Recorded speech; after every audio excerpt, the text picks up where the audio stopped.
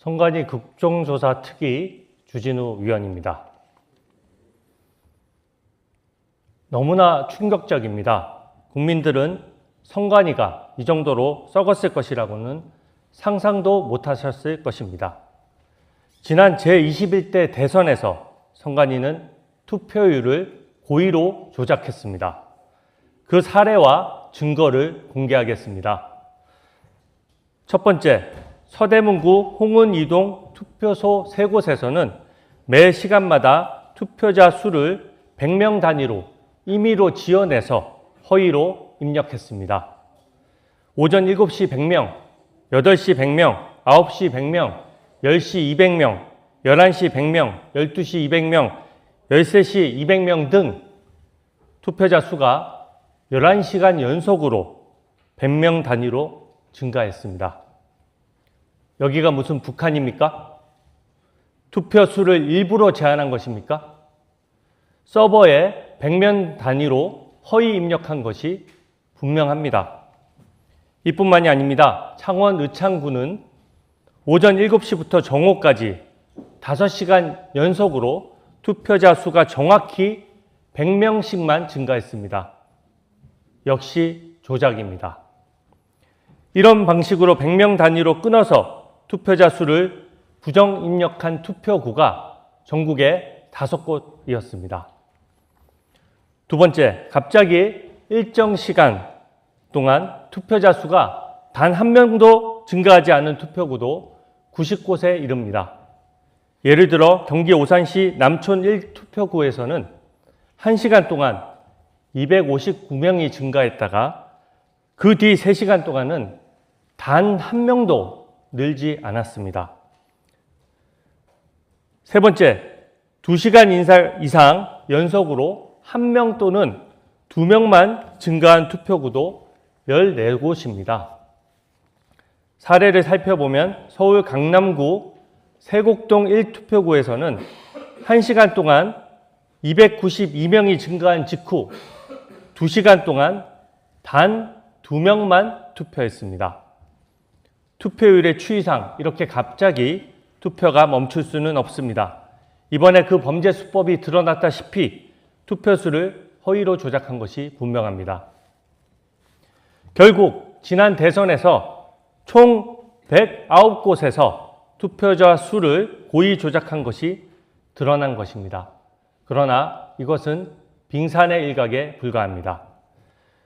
민주당과 선관위는 그동안 부실 선거라고 우기면서 범죄를 은폐하기에 급급했습니다. 문제를 제기하는 국민을 음모론자로 취급해 입을 틀어막았습니다.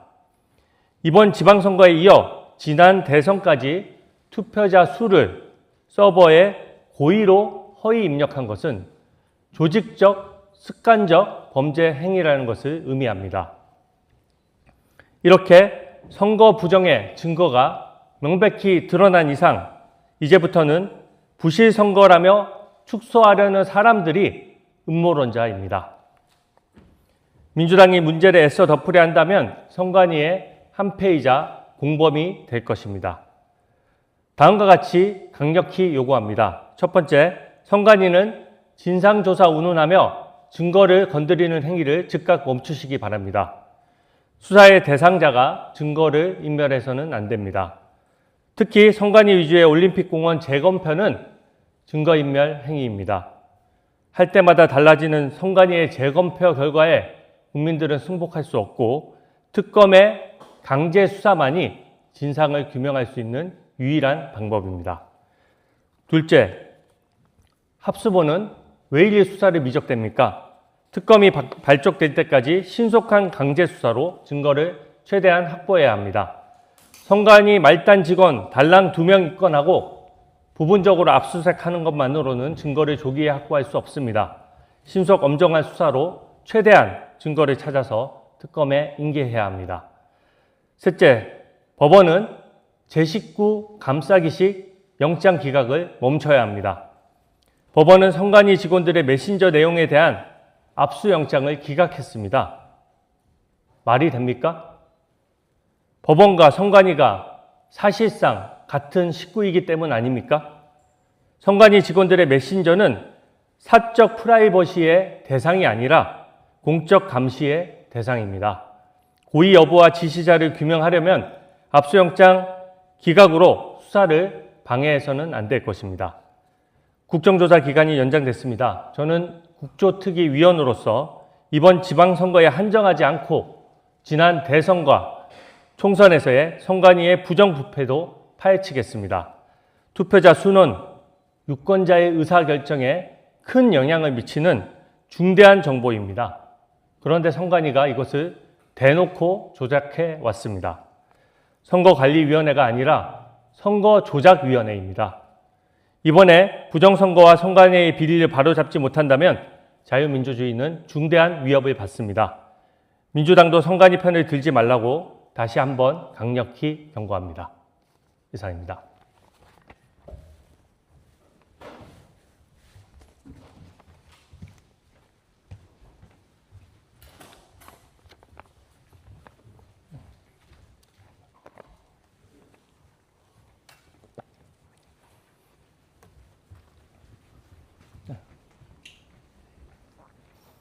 네, 주말인데 고생들 많으십니다.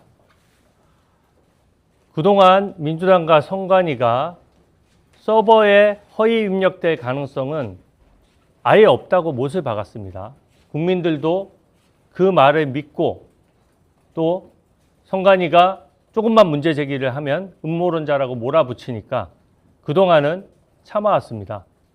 저는 이번에 정말로 놀랐습니다. 국민들도 상상도 못했던 일들이 일어났다고 느끼셨을 것 같습니다. 이번 지방선거에서 이미 투표자 수를 마음대로 지어내서 아무런 제한을 받지 않고 아무런 제지를 받지 않고 마음대로 입력해 왔다는 것이 이미 국민 앞에 드러났습니다. 그런데 오늘 제가 공개한 것은 그것이 이번 지방선거를 넘어서 바로 직전 대선에서도 투표율 조작이 있었던 사실이 드러난 것입니다. 같은 수법입니다. 그 얘기는 뭡니까? 선관위가 습관적으로 또 조직적으로 계속적으로 반복적으로 이 범행을 계속해 왔다는 뜻입니다.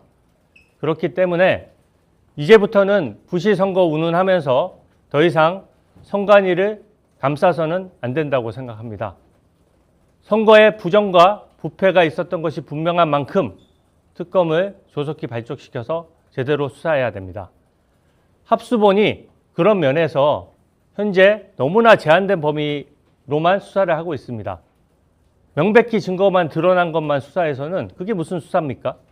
이미 입증된 것은 그 바탕이 될 뿐이고 같은 수법의 범죄 행위에 대해서 강제 수사를 통해서 증거를 계속 확보해 나가야 됩니다. 그래야 특검이 그 증거를 이어받아서 수사를 제대로 할 수가 있습니다. 두 번째는 법원에도 강력히 경고합니다.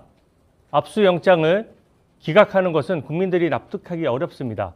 선관위 직원들의 메신저가 무슨 개인 카톡이나 개인 SNS입니까? 그렇지 않습니다. 엄연히 선관위 내에서 업무를 지시하고 감독하고 또 업무를 논의하는 장이고 그렇다면 국민의 감시를 받는 것이 당연합니다. 법원이 무슨 권한으로 이 영장을 기각하는 것입니까? 법원과 선관위가 한패라는 의심을 받지 않으려면 이 역시 영장 기각을 멈춰야 될 것입니다. 마지막으로 선관위와 민주당에 강력히 경고합니다. 더 이상 증거인멸을 위한 어떤 시도도 이루어져서는 안 됩니다. 올림픽공원 재검표조차도 이 사건의 본질과 전혀 다릅니다. 투표율을 조작하고 전산 서버에 허위 입력을 하고 또 투표 용지가 부족했는데 이미 투표한 사람들의 투표 결과를 재검표하는 것이 무슨 특별한 의미가 있습니까? 그리고 재검표를 하려면은 문제 제기가 된 모든 곳에 해야지 올림픽공원에 한정해서 할 이유가 없습니다. 오히려 저는 민주당에 역제안합니다. 지금 올림픽공원 재검표를 할 것이 아니라 전산 서버에 지난 대선에까지 조작한 사실이 드러난 만큼 서버부터 여야 합의로 재검증할 것을 저는 역제안하는 바입니다. 나머지는 질문 받겠습니다.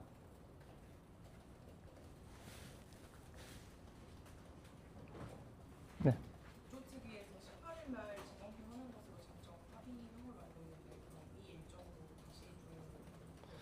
18일에 올림픽공원 재검표하는 일정은 그때 회의에서도 보셨다시피 지금 당연히 특검을 발족하는 것을 전제로 특검의 절차를 방해하지 않고 특검의 절차가 선행하는 것을 전제로 한 것입니다. 이미 일정 변경에 대해서는 여야가 모두 방향성을 열어놓고 있는 상황이고 이 상황 변화가 계속되고 있지 않습니까?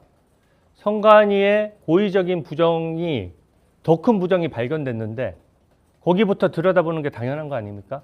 그렇기 때문에 쟁점이 되지 않는 올림픽공원 재검표보다 저는 지난 대선과 그 지난 총선에 이르기까지 이 전산 서버에 고의로 데이터를 허위 입력해 왔던 부분부터 검증하는 것이 순서라고 생각합니다. 한번 국조특위 차원에서도 논의해 보겠습니다. 네, 질문 없으시면 네.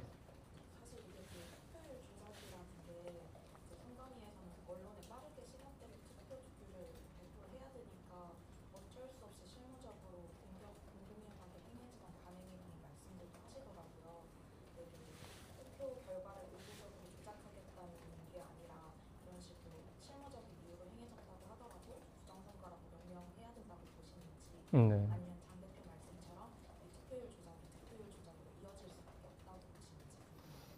선관위의 변명이 너무 어이없고 황당하지 않습니까?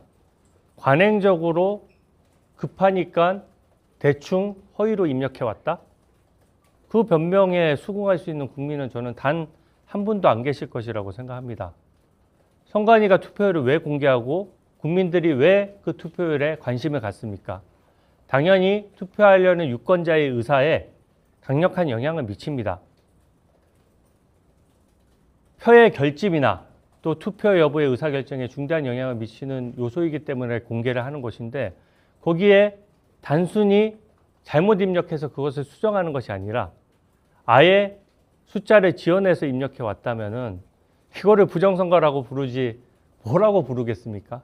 저는 국어의 사전적 의미 그대로 하더라도 부정선거라고 불려야 된다고 생각하고요.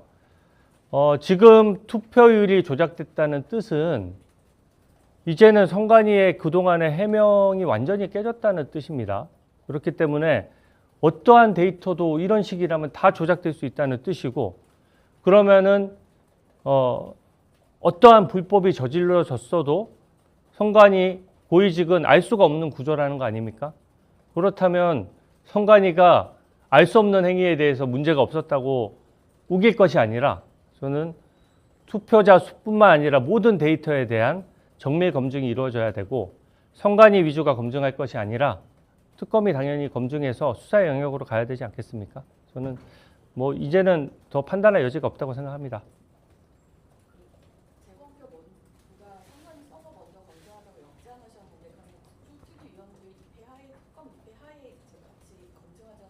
저는 사실은 국조특위위원들은 강제 수사권이 없잖아요. 그렇기 때문에 원래대로면 특검이 우선해서 압수수색하는 것이 우선입니다. 하지만 명백한 부정이 드러났고 그 사이에 또 증거인멸 행위가 이루어져서는 안 되지 않습니까? 그래서 저는 이게 반드시 필수적인 절차라기보다 올림픽공원의 재검표를 얘기할 정도면은 더 큰 부정과 더 큰 명백한 증거가 있는 것을 재검증하는 게 우선 아닙니까? 저는 민주당이 올림픽공원 재검표를 얘기하는 것은 대충 그 부분 재검표하고 그 결과에 따라서 국민들에게 대충 설명하고 이거 넘어가려는 의도 아니겠습니까? 근데 지금은 이제 완전히 다른 국면에서 모든 역대 선거에서 이런 부정이 계속돼 왔다는 것을 의미하기 때문에 저는 더 이상 그 부분적인 재검표를 통해서 국민들 눈속임 하려는 수법은 통하지 않을 것이라고 생각합니다.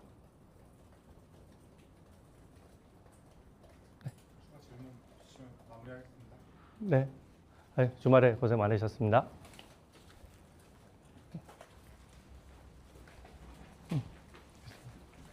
재검표 그거는 그러면 그것도 하긴 하는데 이걸 먼저 해야 된다. 네, 뭐 순서는 뭐 얼마든지 논의해도 좋아요. 그런데 저의 원칙은 특검이 제1번이라는 뜻입니다. 그리고 특검도 없이 올림픽공원 재검표할 바에는 더 중요한 증거가 확보되어 있는 서버부터 하는 게 순서지 논리적으로.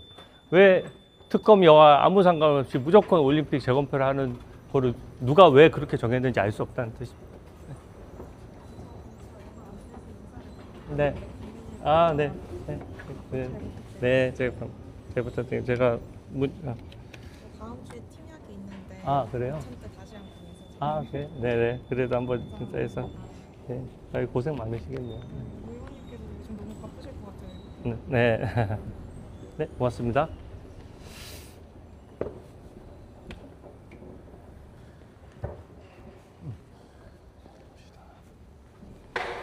아, 오늘은 휴일이 돼서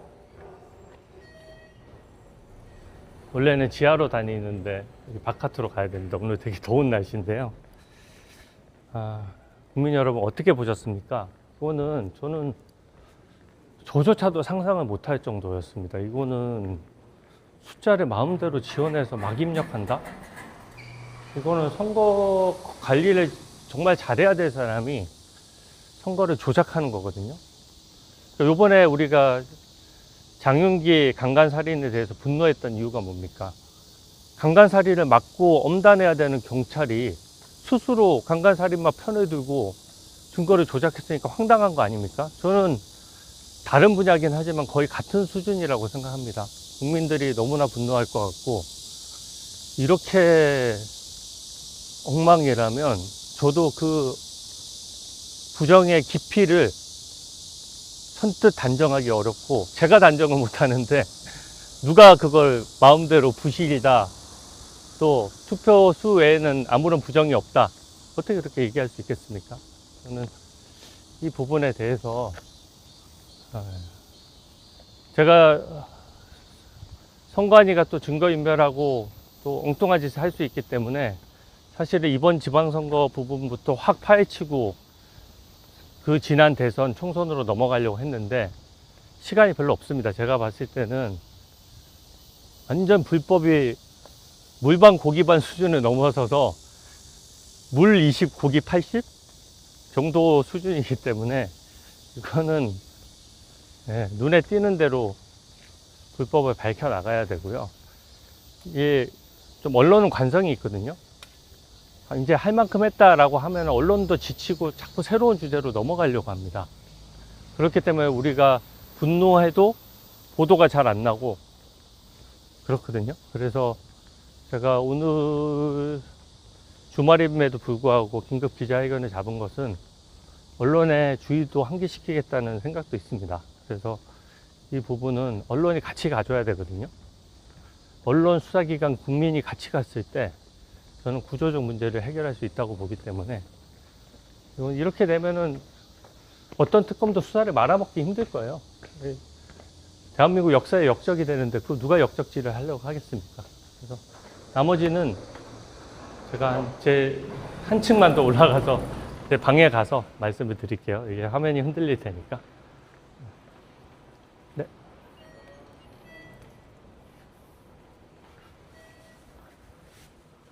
아, 그거 짧게 걸었다고. 덥네, 오늘 날씨가. 네, 아유, 지금 뭐, 저희 짧게 걸어도 더운데, 올림픽 공원에 계신 분들 얼마나 덥겠습니까?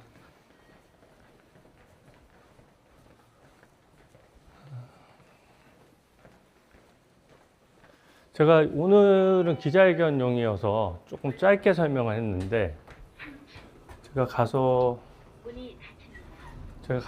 설명을 드리면, 이제, 이 수법이 뭔지를 정확히 이해하실 겁니다. 아마 대부분은 이해를 하셨을 텐데, 이 수법을 조금 자세히 풀어서 설명드릴게요. 제 설명을 들으면 이거는 단순 실수라고 도저히 할 수가 없습니다. 할 말이 없을 거예요. 저는 선관위가 반박문 한 줄 못 낼 거라고 생각합니다. 보통은 국회의원들이 문제 제기를 하면은 이게 아닙니다. 사실은 이렇습니다 하면서 계속 이거를 반대되는 증거들을 선관위에서 내고 청와대에서도 반박을 하고 막 그러는데 이거는 저는 반박 못 할 거라고 생각해요. 너무나 증거가 명백하기 때문에. 그래서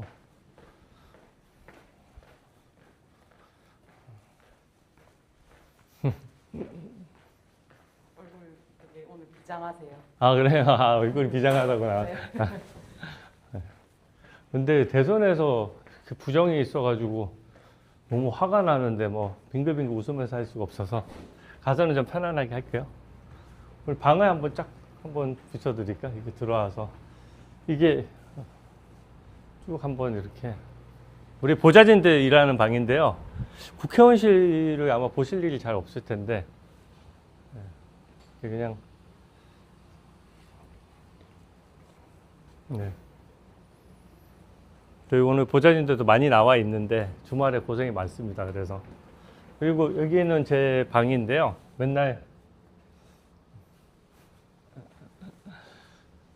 저희가 제 책상이라서 맨날 글 쓰는 곳이고 오늘은 막 급하게 글 쓴다고 자료가 막 쌓여 있는데 원래 위치는 여기서 보통 저희가 라방을 하거든요.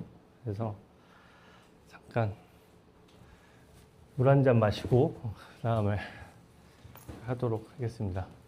저 물 한 잔만 주세요.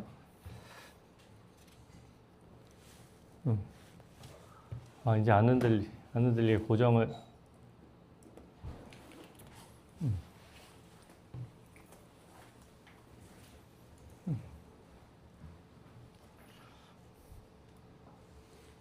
아, 이게 더워서 안 되겠네.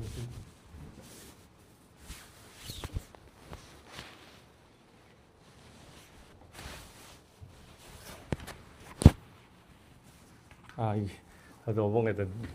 마이크가 여기 있어. 잠깐만.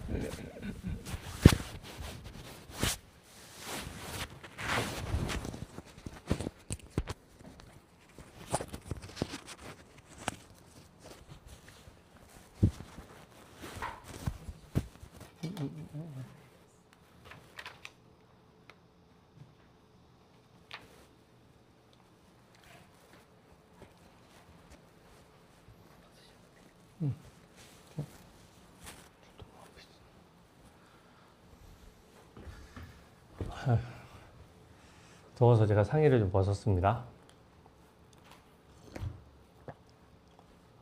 아, 근데 진짜 열받지 않으세요? 난 너무 열받아가지고 이거는 뭐 우리 의원실에서 뭘 잘 찾았다 이런 차원이 아니라 이런 건 안 찾아져야 맞는 거예요.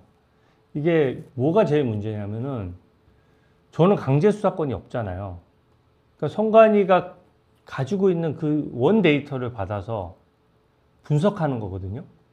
근데 원 데이터를 분석해도 이렇게 불법이 쏟아져 나온다는 얘기는 감추려고 하는 비리도 많다는 뜻이고, 이런 거를 왜 그러면 그동안 이 선관위의 다른 사람들은 하나도 눈치를 못 챘지? 그러니까 조직적 범죄라고 볼 수밖에 없는 것이 이게 너무 쉽게 드러나는 범죄인데 대놓고 한 거거든요. 그래서 오늘 제가 내용부터 좀 설명을 드리면은 저는 수사 경험이 많잖아요. 사실 이게 지금 선관위 불법이 여간에서는 잘 안 드러나거든요. 그래서 제가 봤을 때는 선관위 불법에 대해서 끝까지 밝혀내려면 우리가 토끼몰이 하듯이 뭔가 되게 체계적이고 좀 전략적으로 접근을 해야 돼요. 그래서 제가 처음에는 잘 보십시오. 국정조사에서 좀 눈치 빠른 분들은 제가 어떻게 몰아가는지를 좀 보셨을 텐데 처음에는 선관위가 실수했습니다 하는 거를 그냥 보고 있으면서 실수한 걸 최대한 많이 찾아내요. 자기들이 실수했다고 하는 거. 근데 저는 그때부터 이렇게 실수가 쌓여 있다면은 이거 고의 아니야? 라는 의심을 갖고 있었거든요. 근데 실수를 최대한 많이 찾아낸 다음에 제가 그 다음 한 것이 수의계약 비리. 왜 개인 비리를 때리느냐? 선관위 직원들이 여러 명 구속이 돼야 바른 말이 나올 거라고 보는 거예요. 이건 그동안 너무 천상계에서 우리 국민을 내려다보면서 우습게 알고 국민을 무시해 왔기 때문에 이 사람들은 감옥에 가지 않는 이상 또 고개 빳빳이 들고 강동한 사무총장 대행 그 선관위 직원 몇십 년 한 사람인데 제가 질의할 때 뻔뻔하게 하는 거 보셨죠? 그러니까 이거는 그리고 선관위 직원들이 맨날 국민이 문제 제기하면 소송해라. 그렇게 오만한 얘기가 어디 있습니까? 그렇기 때문에 제가 선관위가 얼마나 금전적으로도 부패했는지를 보여주려고 수의계약만 중간에 계속 때린 겁니다. 그러고 나서 선관위가 그동안 거짓말해오고 자기들 비리는 감춰왔다는 게 좀 분명해진 다음에 이제는 이 자기들이 부실이라고 우기는 것들이 왜 부정인지를 설명해 나간 거거든요. 그래서 이거를 몰아가는 거를 이렇게 보시면서 관전하시면, 알면서 관전하시면 좀 더 흥미진진합니다. 오늘 많은 분들이 휴일임에도 불구하고, 네, 4,000분이나 들어오셨어요. 네, 4,400명이나 들어오셨다고 하는데, 많이, 좋아요, 구독 많이 눌러주시고요. 그래야 좌파들한테, 제가 전문 유튜버는 아니지만, 저의 항상 목표는 좌파들도 좀 보고 계몽되라는 게 좀 필요하기 때문에, 우리들 외에 또 자유우파 중에서도 논리무장이 좀 돼야 돼요. 그래야지 이슈가 확산이 되거든요. 근데 제가 말하는 논리들은 제가 국회의원직을 걸고 어떻게 보면 하는 거기 때문에 굉장히 정확한 팩트에 기반한 겁니다. 그래서 저는 제가 얘기한 거를 한 번도 주워 담은 적이 없어요. 항상 진실에 기반했기 때문에. 현재 시청 4,600명이라고 올려주셨는데 감사합니다. 제가 현재 구도를 좀 설명드릴게요. 일단 저는 어떻게 생각하냐면 특검이 신속히 이 발족이 되려면 이게 요번 6.3 지방선거 외에도 지난 대선에까지 옮겨 붙으면 민주당이 초조해집니다. 왜냐? 지난 대선에 이재명이 당선된 것이 부정선거에 기반한 것이라면 정권의 정당성이 흔들려 버리잖아요.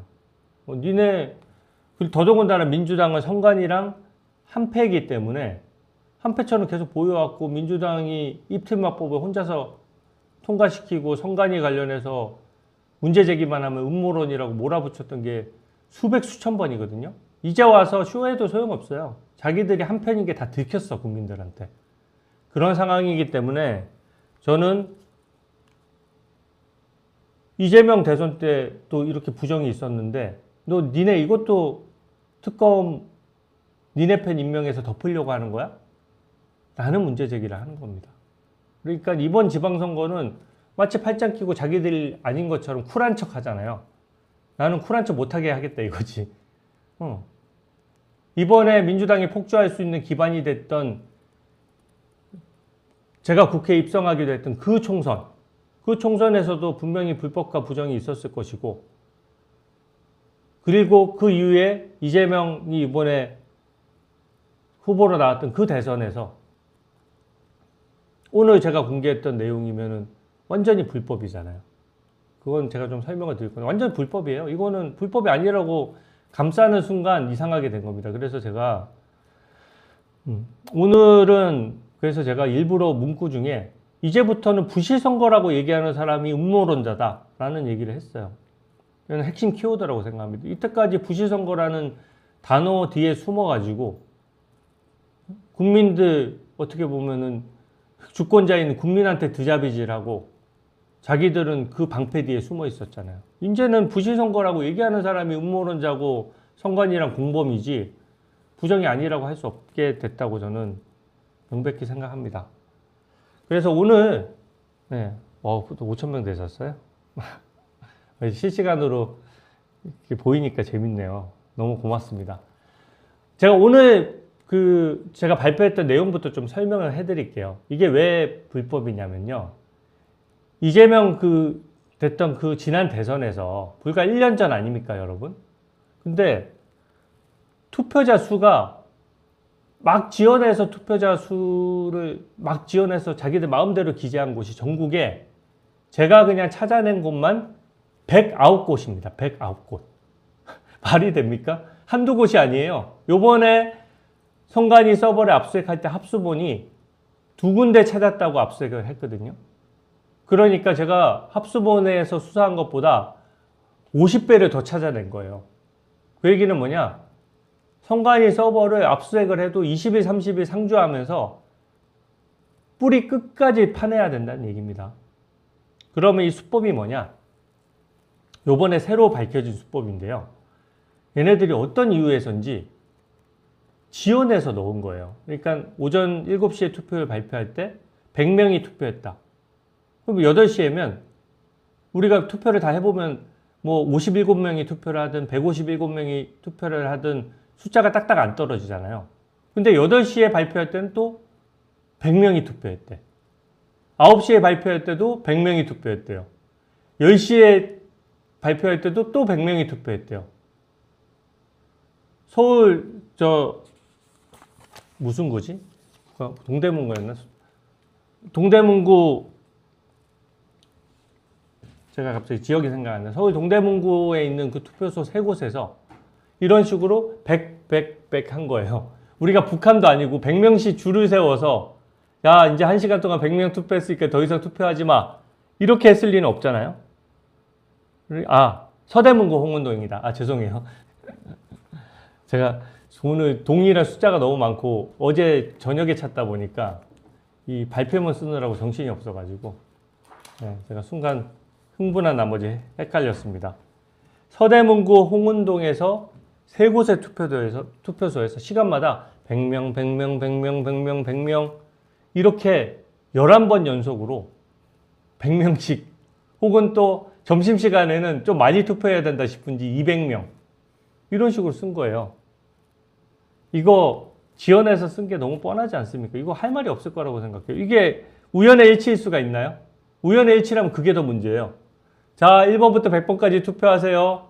자, 10시 전까지는 더 줄을 서 있어도 더 투표 못 합니다, 여기는. 자, 10시부터 11시까지 딱 100명만 투표하세요. 그랬으면 그게 더 문제잖아요. 근데 100명, 점심시간에 200명 이런 식으로 한 것이 아예 투표율 집계조차도 귀찮거나 아니면 집계가 잘못됐거나 아니면 집계를 아예 신경 안 쓰고 마음대로 그냥 지원해서 해온 거예요.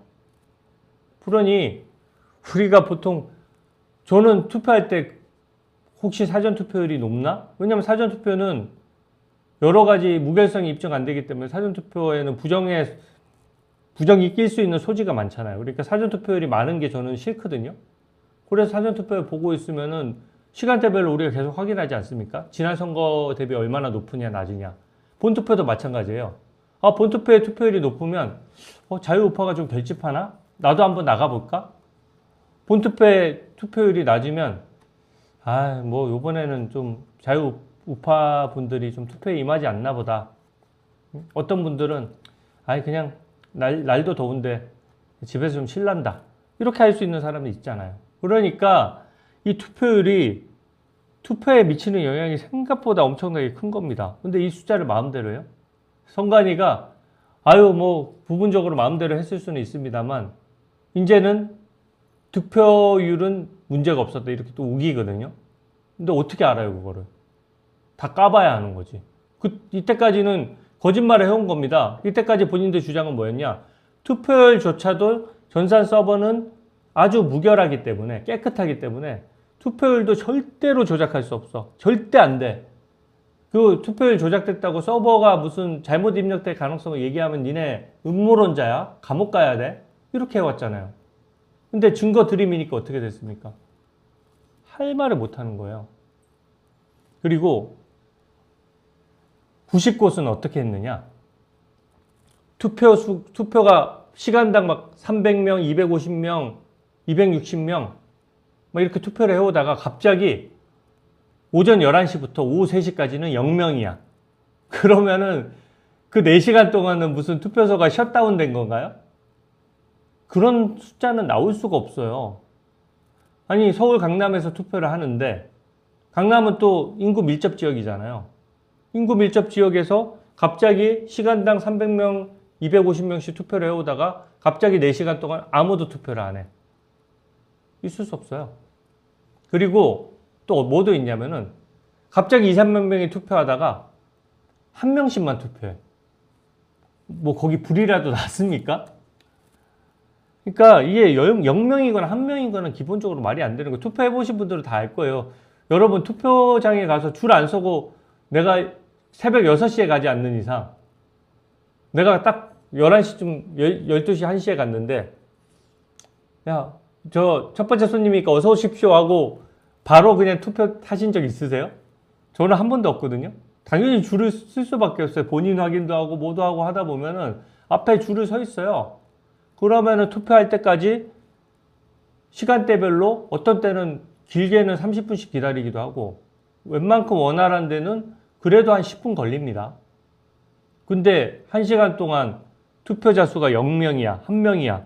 아, 새벽 6시에도 줄 선다고 하셨는데 저는 새벽 6시에는 가본 적이 없어가지고 아, 그렇군요. 새벽 6시도 줄을 쓸 것 같아요. 좀 부지런하신 분들은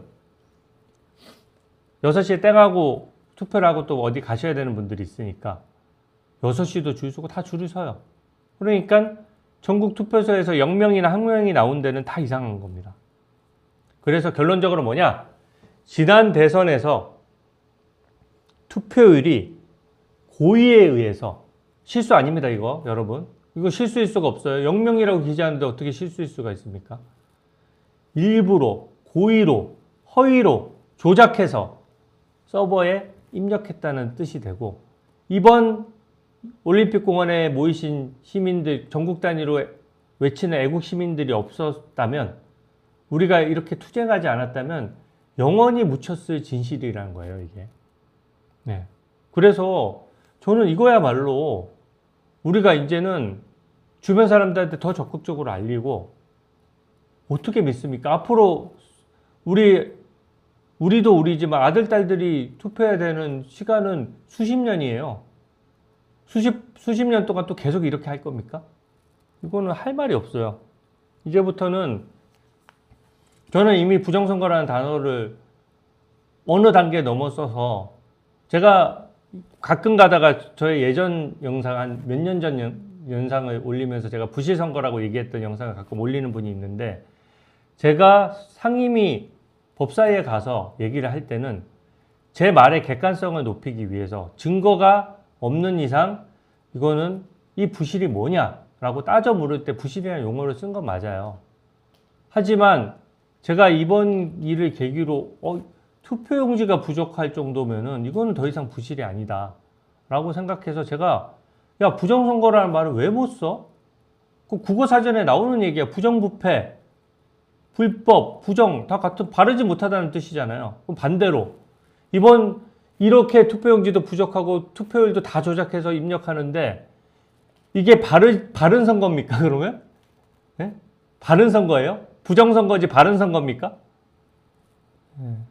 댓글 중에 이건 진짜 하늘이 주신 기회입니다 라고 하신 댓글이 있는데 저는 대한민국의 국군이 다 하지 않았다라는 생각이 듭니다. 이거는 저도 열심히 하고 우리 의원실에서도 보좌진들이 다 달라붙어서 야근하면서 다 밝혀낸 거지만 이거는 그냥 단순한 무슨 특정 의원실이 잘했다라기보다 대한민국 국군이에요. 진짜. 그리고 국민 여러분들께서 여기에 대해서 끝까지 문제 제기를 해오시고 또 우리가 부정선거론자로 음모론자로 막 몰릴 시기에도 끝까지 목소리를 내주셨던 분들이 있기 때문에 저는 이게 밝혀졌다고 생각하고 이제 이런 거예요. 정치는 사람 숫자가 필요합니다. 사람 숫자가 너무 적으면 이게 과학이나 무슨 어떤 객관적인 과학 같은 영역에서는 숫자가 적어도 선각자가 되지만 정치의 영역에서는 숫자가 적으면 극우나 극좌로 몰려요. 특히 그러니까 쟤네들이 극우몰이 하는 거 아닙니까? 하지만 지금은 상식 있는 사람들, 의식 있는 사람들도 야 이거는 말도 안 된다 진짜. 이거 말이 안 되지 라고 하는 국민들이 과반을 넘어섰어요. 과반을 넘은 사람한테 극우다? 그거는 저는 이 민주당이 더 이상 무서워서 감싸지 못할 거라고 생각해요. 어제 제가 너무 웃겼던 것이 어제 정청래랑 그 김민석이 그 충청권에서 피해 혈전을 벌였잖아요. 근데 충청도가 정청래 약간 고향인가 봐요. 근데 이제 저도 아직 승부는 알 수 없다고 보는데 정청래가 이길 거라고 봤는데 김민석이 박빙으로 약간 박빙으로 살짝 이겼어요. 그러니까 정청래 지지자가 이거 부정선거라고 난리가 난 거예요. 자기들도 부정선거라고 하고 그 충청 충주시 맹점섭 후보가 끌려 나오면서 이거는 부정이다. 아, 나 맹점섭 후보 그 올공에 한번 나오셨나 모르겠네. 아니, 저 민주당 전당대회에 계신 분들도 너무 의심되시면 올공으로 나와서 좀 같이 외쳐주세요. 그러니까 이제는 제가 너무 지금은 저는 투표용지 부족 이후로는 부실이라는 단어를 쓸 필요가 없다고 생각해요. 제가 방송 나갔을 때는 제도권에서는 객관적인 설득력, 왜 토론회에서도 뭐 그런 거 있잖아요. 상대방 얘기가 너무 진짜 개소리 잡소리여도, 이 표현이 좀 셌나? 어쨌든 상대방 소리가 너무 헛소리여도, 아, 어느 의원님 말씀도 일리는 있죠. 뭐 이렇게 하면서 시작하는 것처럼 그런 용어 선택을 해왔던 건데, 지금은 용어 선택에 여러분 특별히 구애받을 이유가 없습니다. 네. 우리 자유우파가 똑똑해서 이 부정선거를 먼저 시작했지만 좌파분들도 괜찮습니다. 지금부터 오셔도 돼요. 지금부터 오셔서 자유대한민국 가치도 지키고 또 좀 열받으면 주진우 욕도 하면서 스트레스도 푸시고, 하지만 이 부정선거만큼은 같이 바꿉시다. 부정선거를 바꿔야 정청래가 당선될 수 있잖아요. 네? 근데 제가 이 몰아가는 거를 좀 구도를 좀 설명을 드릴게요. 제가 요 며칠 전부터 저의 걱정이 뭐냐면은 특검법이 통과되니까 좀 뭔가 통쾌감이 있잖아요. 저도 통쾌하고. 그러면 보통 그럴 때 조금 이제 다 됐다 하고 한숨 돌리거나 관심이 좀 식을 때가 있어요. 물론 대부분은 안 그렇지만. 근데 저는 이럴 때일수록 특검법 통과는 여러분 시작입니다.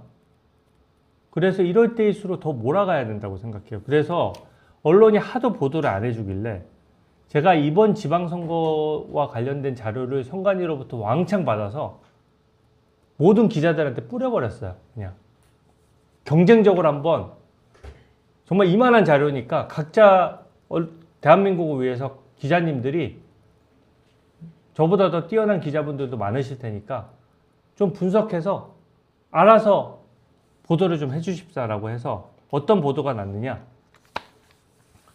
첫 번째, 요번 지방선거에서 뉴스원에서 이 보도하신 건데요. 기자님 너무 잘하셔서 제가 좀 홍보를 해드리려고 그랬더니 기자님 성함이 갑자기 안 보이네. 어쨌든 뉴스원에서 보도한 단독 보도인데, 이번 지방선거입니다. 대선이 아니라 이번 지방선거에서 3시간 넘게 투표자 수가 0명인 곳, 그러니까 3시간 동안 투표소가 셧다운 된 거죠. 전국 51곳이래요. 그러니까 적어도 전국의 51곳에서는 투표율을 조작했다는 뜻이에요. 이거 한번 보여드릴게요. 제가 지금 오늘 휴대전화로 이걸 하고 있어서 우리 뉴스원의 장시온 최동혁 기자님이 애써주셨는데, 이 자료 분석하려면 엄청 힘들거든요. 네, 응원합니다. 너무 잘하셨고, 네, 같이 정말로 이거는 저보다 더 실력파이신 거 인정합니다. 네. 이번 지방선거에서 결론적으로 51곳에서 허위로, 고의로, 이게 실수 아닙니다. 허위로 조작한 게 드러난 거예요. 그러면 더 이상 이번 지방선거는 부정선거임이 입증된 겁니다. 그러면은 이 단계에서는 특검이 압수수색 영장을 청구해도 법원이 함부로 기각을 못해요. 한 두세 곳 될 때는 한두 명 일탈한 거잖아. 한두 명 일탈했다고 해서 모든 선관위 직원들을 범죄자 취급할 수는 없잖아. 그러니까 증거를 더 가져와야 내가 압수영장을 발부해 줄게. 이게 지금 법원의 논리거든요. 근데 반대예요. 선관위 서버를 그렇게 꽁꽁 숨겨놨는데 압수영장을 발부해 줘야지 증거를 찾지. 증거를 찾아야지 압수영장을 발부해 준다? 이거는 하지 말라는 얘기예요.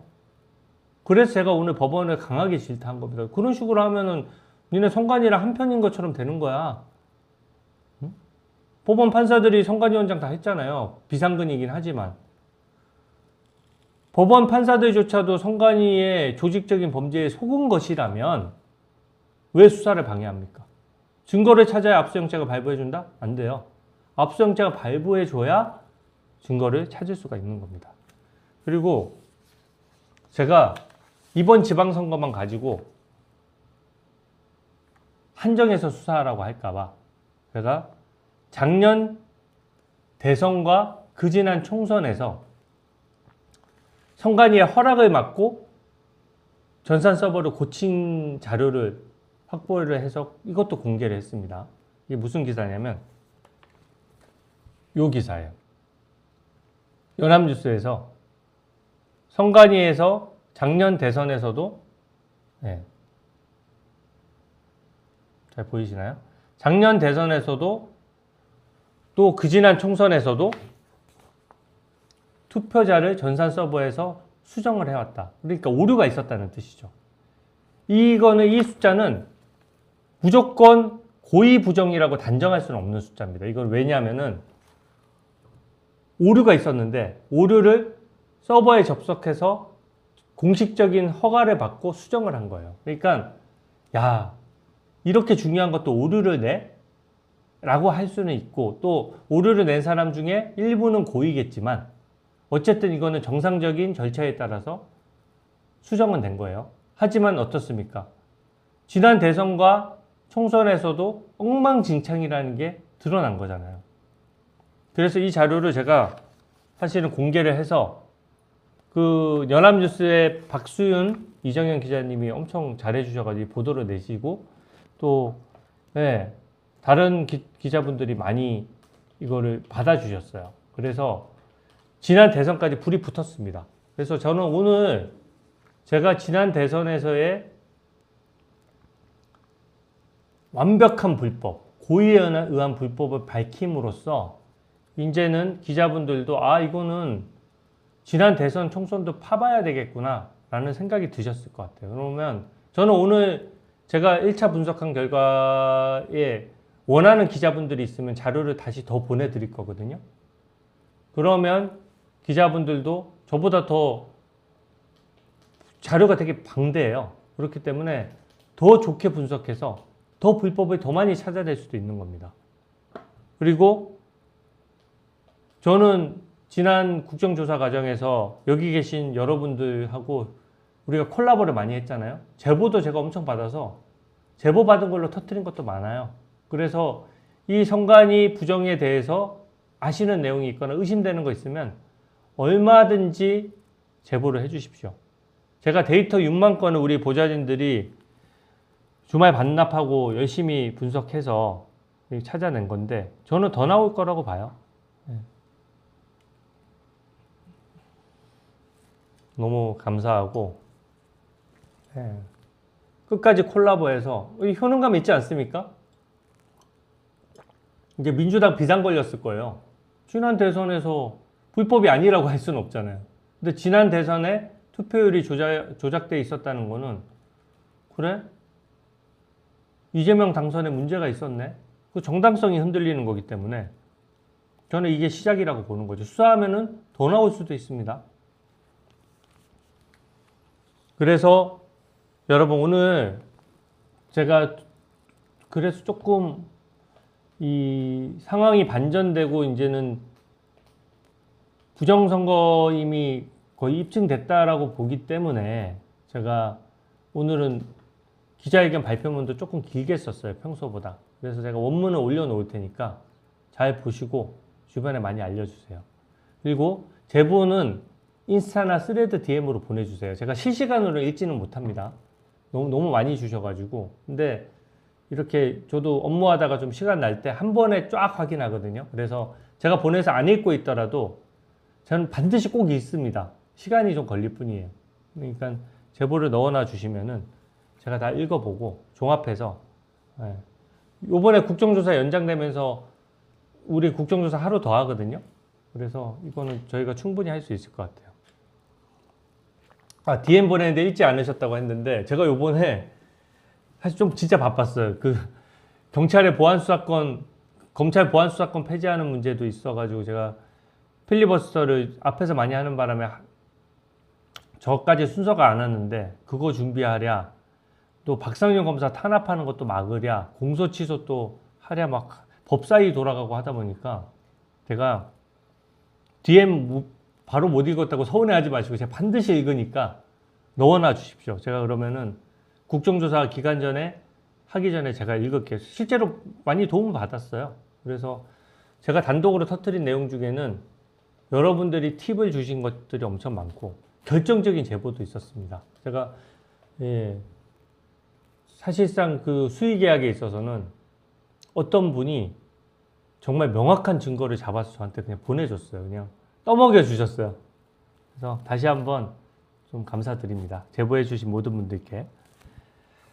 제가 좀 약간 흥분해서 몰아치듯이 너무 했는데 이제 댓글 좀 조금만 볼게요. 그래서 댓글이 평소보다 올라오는 속도가 빠른 걸 보니까 여러분들도 공감하실 것 같아요. 지금 6,500분이나 들어와 계시는데 우리가 이 실시간 접속자 수가 이렇게 많다는 건 그만큼 국민 관심이 높다는 뜻이고, 그만큼 오늘 제가 말씀드린 내용이 객관적인 설득력을 갖는다는 뜻입니다. 오늘 주말인데 기자분들이 꽉 찼어요.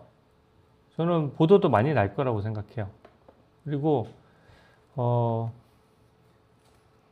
여기 계신 분들 중에 해운대 주민이라고 하시는 분들도 눈에 띄는데 감사합니다. 네, 제가 바쁜 와중이긴 하지만 이번에 해운대 글로벌 관광특구로 전국 최초로 지정됐습니다.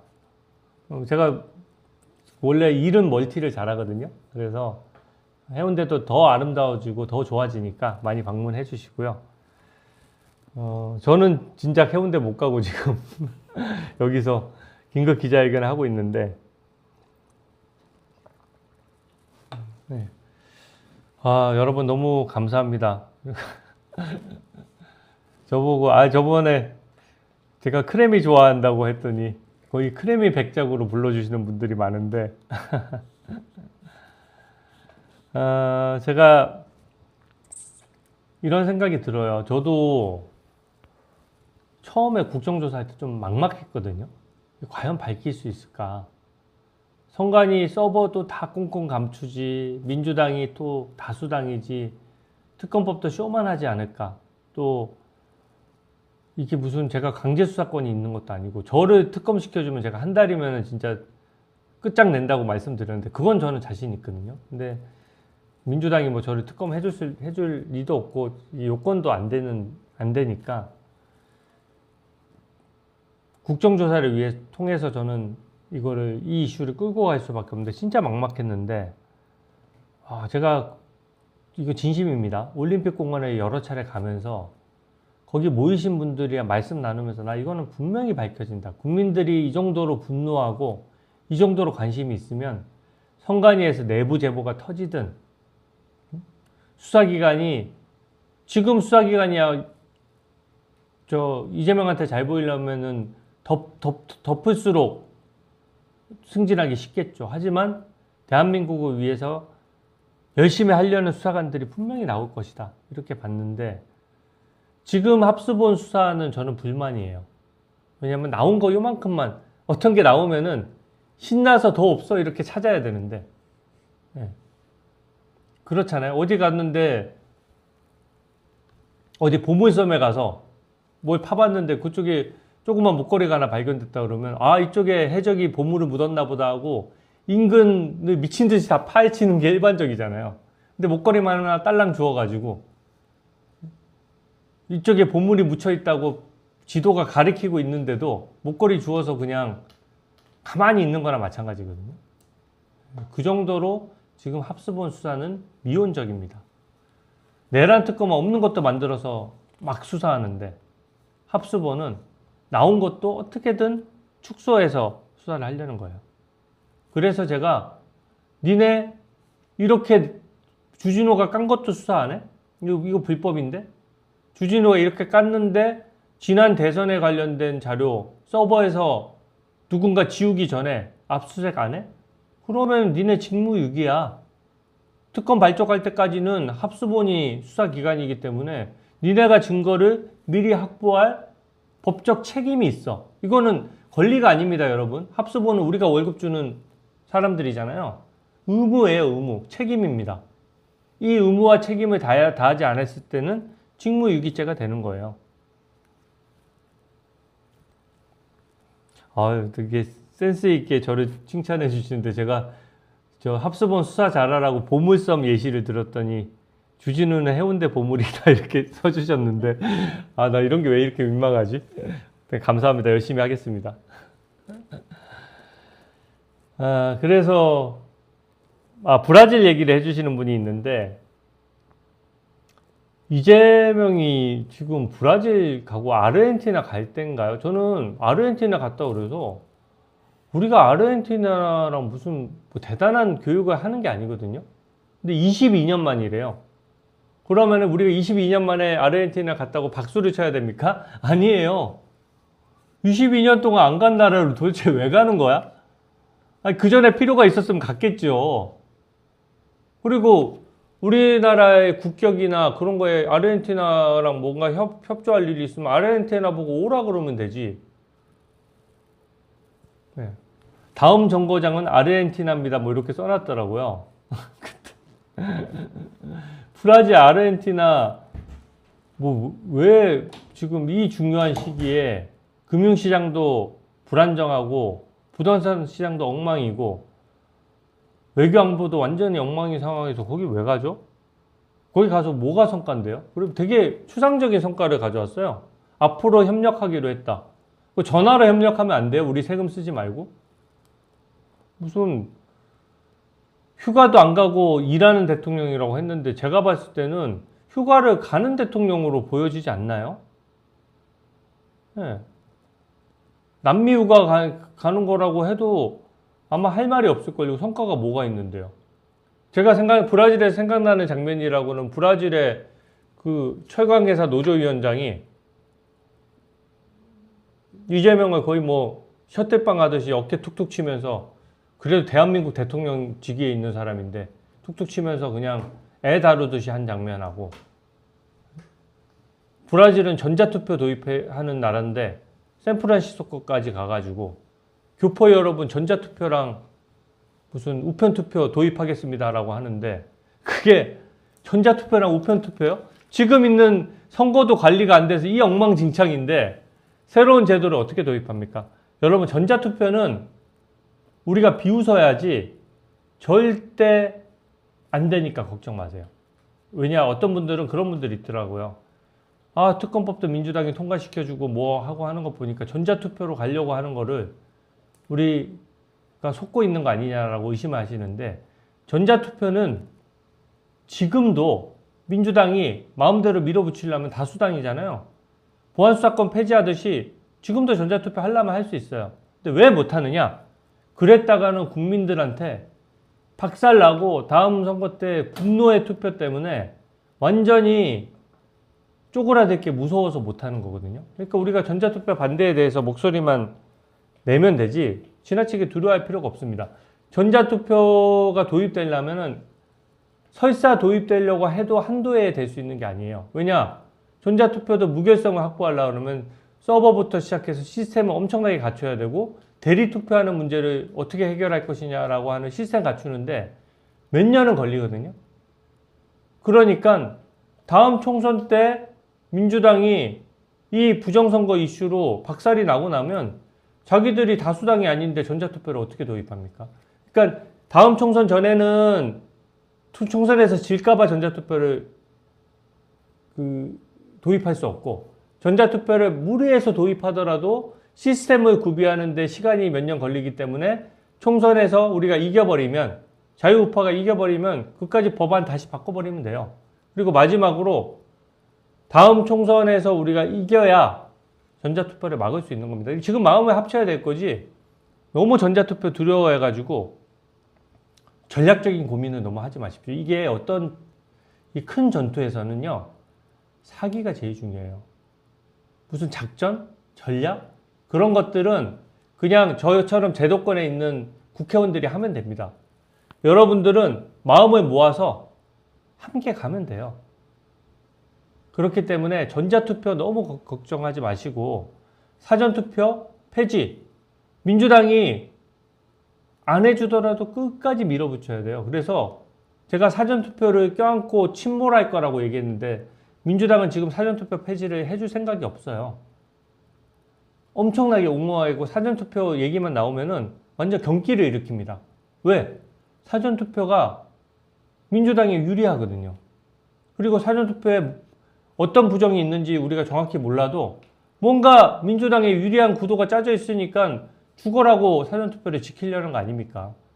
어떤 경기에 있어서 규칙을 짰는데 어떤 팀에서는 그 규칙을 절대 반대하고 어떤 팀에서는 무조건 찬성한다 그러면 이미 공정한 규칙이 아닌 거예요. 그렇기 때문에 사전투표 폐지는 끝까지 밀어붙였다가 만약에 사전투표를 끝까지 고집하면 우리가 사전투표 의원 숫자가 모자라는데 사전투표 제도를 힘으로 폐지시킬 방법은 없죠.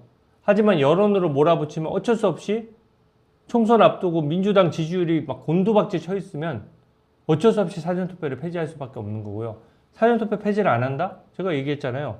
다음 총선에 본투표에서 정말 분노의 결집, 나만 투표하는 게 아니라 옆 사람 깨워가지고 옆집에 문 두들겨서 친구들한테 전화해서 같이 가서 한번 본투표에서 끝장을 한번 내줘야지 이거를 할 수가 있는 거예요. 그렇기 때문에 우리 사전투표 폐지 끝까지 외쳐야 됩니다. 전자투표 절대 반대 끝까지 외쳐야 됩니다. 하지만 그게 전자투표 기사 나왔다고 지나치게 두려워하거나 사전투표 폐지가 당장 안 된다고 지나치게 실망하거나 지치거나 그렇게 하면 안 되는 거예요. 그렇게 했을 때 민주당이 바라는 구도대로 가는 겁니다. 무조건 저는 당일투표 수개표, 전자투표 절대 반대, 사전투표 폐지 제 입장은 명확해요. 우리는 지금은 전략적으로 특검으로 불법이 많이 드러나도록 하는 게 최우선이다. 그게 제일 중요하다. 그렇게 말씀을 드립니다. 오늘 제가 제 기자회견부터 전자투표입니다. 라이브 방송. 저 약간 흥분해서 얘기하다 보니까 라이브 방송 하다 보니까 휴대전화로 지금 찍고 있다 보니까 제가 오늘은 음악도 좀 틀어드리기가 어렵고 또 영상도 보여드리기 어려운데 제가 마무리하면서 좀 영상은 제가 그 다음 라이브 방송에서 틀어드릴게요. 요번에 저는 그 전당대회 하는 거 보셨어요? 정청래랑 김민석이랑? 너무 이상하던데? 그래서 그 최민희 영상이 제일 웃기더라고요. 아마 찾아보시면 너무 웃기실 텐데 혹시 안 보신 분들은 찾아보십시오. 최민희가 요번에 전당대회에 나와서 한 표 줍쇼, 한 표 줍쇼를 한 거예요. 근데 너무 거지처럼 한 표 줍쇼, 한 표 줍쇼 하니까 그게 너무 이 방통위원, 과방위원장 하면서 그렇게 국민들한테도 갑질하고 거기 나온 사람들한테 그렇게 갑질하다가 민주당 개딸들한테 한 표 줍쇼, 한 표 줍쇼 하니까 왜 이렇게 거지 같아요?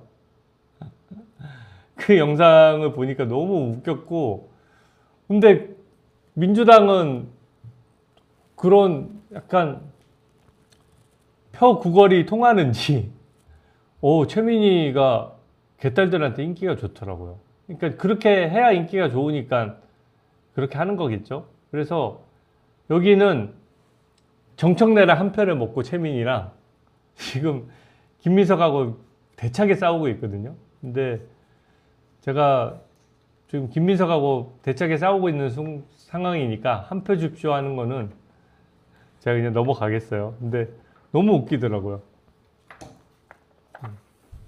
그리고 그 다음에 한민수 최고위원인가? 거기도 친청계 같은데 친청계가 좀 약간 이 정청래도 짜장면 맨날 이렇게 길게 먹는 것처럼 뭐 자기들끼리 뭘 짜는 건지 이상한 행동을 되게 많이 해요. 막 보셨어요? 한민수 막 손을 막 이렇게 들었다가 막 이렇게 했다가 막 이걸 내렸다가 막 하는데 저는 뭐 이렇게 너무 영상이 기괴해서 이거 영상을 보여드려야 되는데 노이즈 마케팅이라고 하셨는데 예. 그리고 제일 웃음 포인트 이성윤 의원이 검찰 출신이잖아요. 사실 제가 이성윤 의원 얘기를 좀 하자면은 갑자기 일화가 또 하나 이성윤 썰을 하나 풀어야 되겠다. 제가 박근혜 정부 때 우병우 수석이랑 함께 청와대 선임행정관을 했던 거는 다 아실 거예요. 그러다 보니까 느닷없이 이성윤 의원이 당시에 금융위원회에 파견 나와 있었는데 저는 모르는 분인데 검찰은 제가 더 밑에 기수예요. 누구를 저 아는 친한 사람을 통해서 점심을 먹자고 계속 그러는 거예요. 점심을 먹자고. 근데 그때가 이성윤이 검사장 승진 직전이에요. 근데 본인 딴에는 청와대에 뭔가 잘 보여서 승진을 하고 싶었나 봐. 근데 본인이 어디 줄댈 데는 없으니까 그냥 아는 사람 통해서 제가 그 직전에 금융위원회에 파견 나가 있었거든요. 그러니까 그 인연을 통해 가지고 저보고 점심을 함께 하자고 하더라고요. 그래서 행정관들 몇 명이랑 그냥 중국집에 갔어요. 그랬는데 이성윤도 지금은 저렇게 눈 돌아서 막 민주당 개딸들한테 잘 보이려고 하죠. 그때는 박근혜 정부에 잘 보여서 그 검사장 승진하려고 저는 그래서 그냥 제가 밥 한 끼 먹었으면 제가 이런 거 얘기도 안 해요. 그냥 그럴 수 있잖아요. 나 누구나 잘 보이고 싶죠. 누구나 승진하고 싶은데 후배들이 청와대에 파견 나가 있으니까 그냥 밥 한 끼 먹고 그런 것까지는 난 오케이. 근데 너무 이상한 게 자기 실적을 보고서처럼 이런 데다가 만들어 온 거예요. 그래서 저는 검찰 입장에서는 후배 기수고 또 밥 한 끼 먹으러 그냥 점심 한 끼 먹으러 중국집에 온 건데 룸도 아니고 사람들 다 트여 있는 데였거든요. 근데 거기 앉더니 갑자기 되게 어색하게 저 처음 초면인데 저 금융위원회에서 제가 뭐 실적을 좀 보고 드리겠습니다. 이거 보고서를 꺼내는 거예요. 갑자기 그러면서 나한테 보고를 막 해. 그래서 제가 성격이 좋아가지고 그 속이 빤히 보이면서도 거기서 면박 안 주고 예, 고생 많으십니다 하고 앉아 있었거든요.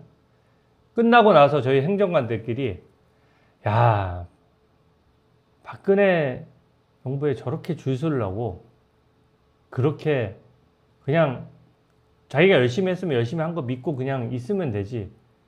청와대까지 줄을 대려고 밥 한 끼 먹자고 해가지고 자기 실적을 보고서를 써와서 식사 자리에서 줄줄 읽냐? 그래서 제가 첫 번째 눈치가 너무 없잖아요. 아니 식당에 제가 진짜 되게 쪽팔렸어요. 왜 사람들이 옆에 있는데 막 보고서를 꺼내서 막 읽으니까 뭐 차라리 룸이라도 뭐 룸 있는 식당이라도 좀 잡든지 일단 너무 센스가 없는 데다가 그 당시에는 박근혜 정부에 줄대서 승진하려고 했거든요.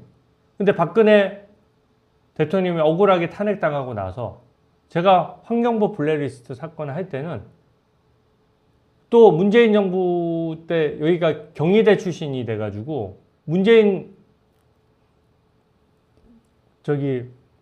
대통령하고 뭔가 학연이 있어서 그런지 문재인 정부 때 청와대에 파견 나가 있었던 거예요.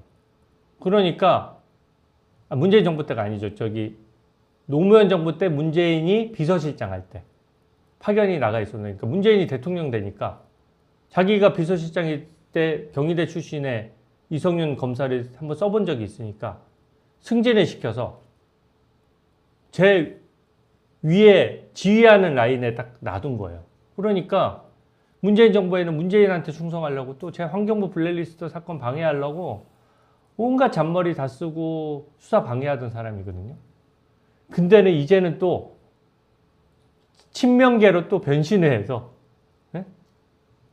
이성윤이 친명계 아닌가요? 난 이성윤이 친명계로 알고 있는데 한번 확인해 보세요. 친천계 아닌 친명계일 거예요. 이성윤은 뭐 제 친천계인지 친명계인지 잘 모르겠습니다. 그러니까 또 여기에 변신을 해가지고 또 최고위원 돼서 한번 해볼 거라고 딸랑딸랑 하는 거예요. 아, 친청계구나. 그러면은 문재인 정부 때부터 이어지니까 얘기가 되네. 제가 헷갈렸어요. 근데 제가 얘기하고 싶은 거는 민주당에 있는 사람들은 뭐 100%라고 다 장담할 수는 없어도 이런 기회주의적인 행태가 너무 많아요. 이성윤? 검찰에 그렇게 오래 있었는데 본인 좀 출세해 보려고 보안수사권 폐지에 찬성표를 딱딱 누르잖아요. 저는 너무 이런 게 역겨운 행태라고 생각합니다. 박근혜 정부 때는 이 개딸들도 보고 계시면 지금 저기 우리 동시 접속자 수가 6천 명 정도 되면 좌파분들도 보고 계시겠다. 좌파분들 좀 많이 알려주세요. 이성윤 의원 박근혜 정부 때 자기 승진하려고 그 막 둘대던 사람입니다. 기회주의자예요. 어떻게 변할지 몰라요. 네. 근데 제가 얘기가 좀 샜는데 근데 이성윤 의원이 이번에 최고위원 선거 나와서 말이 좀 느리잖아요. 그래서 제가 최고위원 한번 해봤지 않습니까? 하고 그러니까 잘할 수 있습니다. 또 뽑아주세요. 이렇게 하려고 제가 최고위원 한번 해봤지 않습니까? 하고 이성윤 의원이 얘기했는데 어떤 민주당원이 정말 큰 소리로 그랬으니까 그만해! 이렇게 외친 거예요. 한 번 했으니까 그만해! 그랬더니 표정 관리가 안 돼가지고 벙 쪄서 이거 영상을 보여드려야 재밌는데 하여튼 친청계에서 이상한 요번에 전당대회 때 이상하게 했던 영상을 모아놓은 게 있거든요. 제가 내일 보여드릴게요. 이게 엄청 웃겨요. 그거 한번 꼭 찾아보십시오. 주말에 그거 보시면은 하루 스트레스가 좀 달아납니다. 보면 약간 열받을 수는 있는데 너무 웃겨요. 하나도 나오기 힘든 약간 조롱용 영상이 막 다 시리즈로 붙어 있으니까 너무 좋거든요. 민주당 탈출은 지능순이라고 했는데 너무 재밌네요. 네.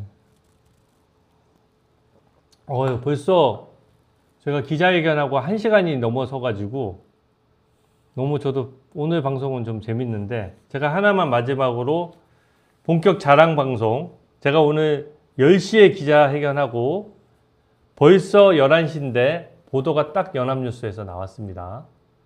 네. 많이 퍼날라 주세요. 연합뉴스에서 네. 이렇게 좀 나왔거든요. 이게 지난 대선에서도 조작됐다라고 하는 건데 저는 오늘 보도가 쏟아질 겁니다. 네. 그러니까 이거를 좀 많이 알려주세요. 많이 SNS에 도배를 해서 민주당 좌파들이 긁히고 청와대도 좀 긁히게 그래야지 특검을 임명을 방해를 못하죠. 지난 대선에서도 불법이 있었다는 거는 부정할 수 없잖아요.